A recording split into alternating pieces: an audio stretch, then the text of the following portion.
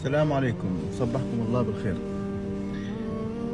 وليت جزائري على مقولة الإخوة الجزائريين، أي أصبحت جزائريا.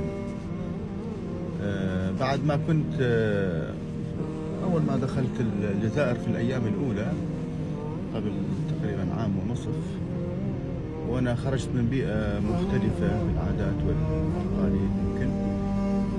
فكنت أنا معتاد بشكل يومي على الفطور الصباحي. عندما أصيغ الصباح كان أول نشاط أقوم فيه هو الفطور في تركيا وفي العراق وفي بلدان حتى الخليج وغير الأماكن الأخرى.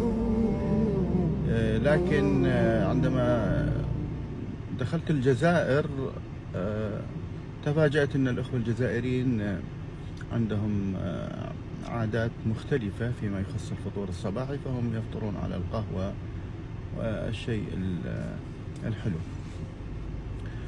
فبديت أعاني في الأيام الأولى إلى أن اعتادت هذه المسألة ووليت جزائري.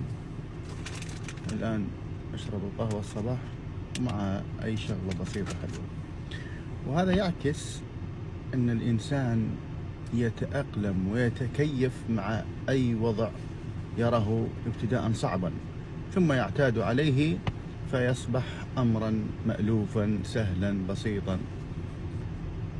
الآن المعاناة خفت وقلت مو مثل الأيام الأولى من دخلت، كانت الأمور صعبة فيما يخص الفطور الصباحي. غير الآن بدأت الأمور يعني تكاد تكون يعني مألوفة، فصرت مثل الأخوة الجزائريين أفطر على القهوة والشيء الحلو. سلام عليكم.